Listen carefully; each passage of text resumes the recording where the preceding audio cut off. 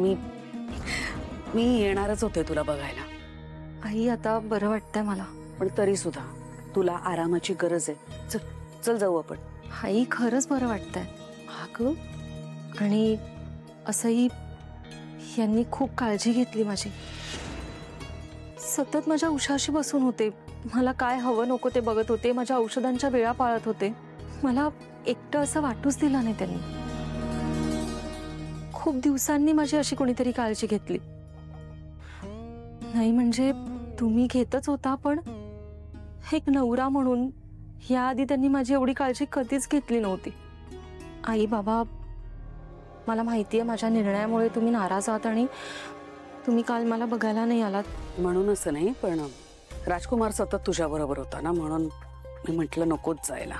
मी आले असते तर काहीतरी त्याला विचारलं असतं, जाब विचारला असता, त्याने काहीतरी थातूर मातूर उत्तरं दिली असते आणि मग तिथेच आमचा वादविवाद झाला असता. मला ते सगळं नको होतं, कारण तुला त्याचा त्रास झाला असता, ओके नाही. आणि डॉक्टरनी काय सांगितलंय, तुला स्ट्रेस येईल असं काहीही करायचं नाही आपल्याला. आणि त्यांनी तुझ्याबरोबर राहावं की नाही हा सर्वस्वी तुझाच निर्णय असणार आहे. आणि तिलोत्तमा तुझ्या बरोबर नसली तरी रेग्युलरली तुझ्या तब्येतीची चौकशी करतच होती ती. अहो कशाला.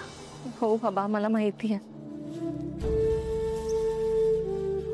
अमृता, तू अतिशय गुणी मुलगी आहेस, हुशार आहेस.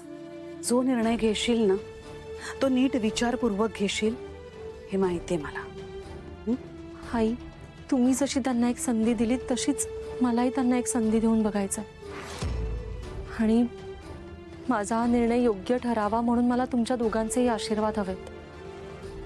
आई, एका अर्थी मी नव्या संसाराला सुरुवात करते. मला आशीर्वाद द्या. अगं अगं सुखी राहा.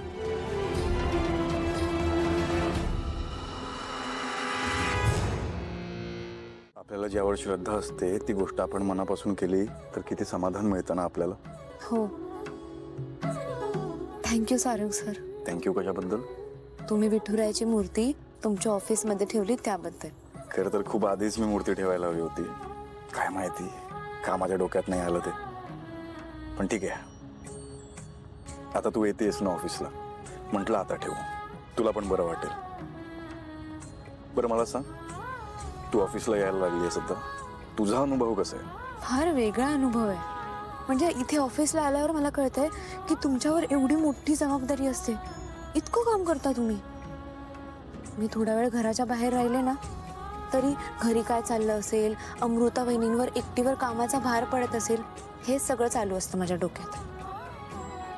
आणि तुम्हाला तर एवढी मोठी कंपनी चालवायची असते. तुझी जर इच्छा असेल ना तर अमृता वहिनी तुला नाही थांबवणार. उलट अमृता वहिनी स्वतःहून म्हणेल तुला की जा, घराबाहेर पड. जर तुला वाटत असेल तर खरंच काहीतरी कर. खरंच त्यांचं मन खूप मोठं आहे. पण मला या ऑफिसला वगैरे यायला नाही जमणार. ते माझं काम नाही आहे ना. अगं पण हे आधीच का ठरवतेस तू? आधी करून तरी बघ. निष्कर्ष कशाला काढतेस आधीच?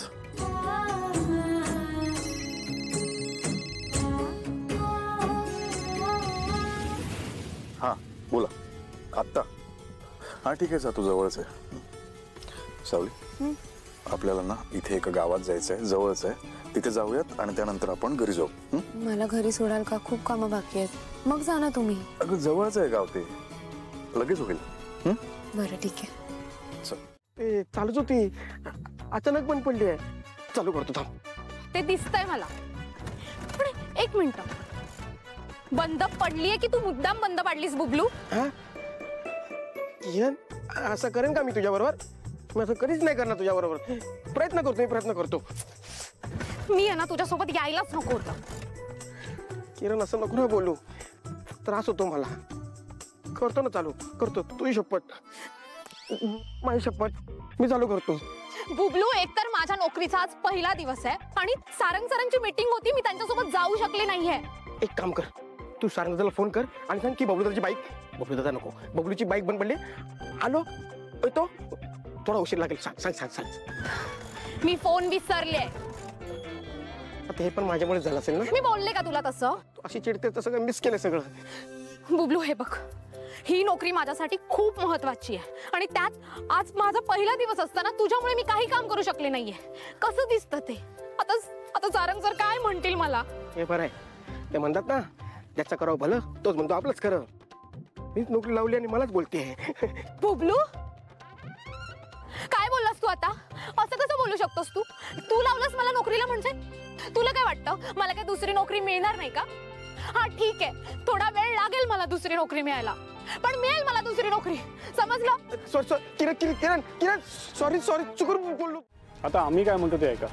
गेल्या वेळी तुमच्यासारखी एक कंपनी आमच्याकडे आली होती, आम्ही त्यांना मदत केली, पण त्यानंतर आमच्या मागे आमच्या जंगलातील वनौषधे घेऊन जायला लागले ते. सारंग साहेब, आम्ही तुमच्यासारखे धंदेवाईक नाही. अहो या झाडांना आम्ही देवासमान मानतो. हे जंगल म्हणजे आमच्या आई आणि बापच आहेत.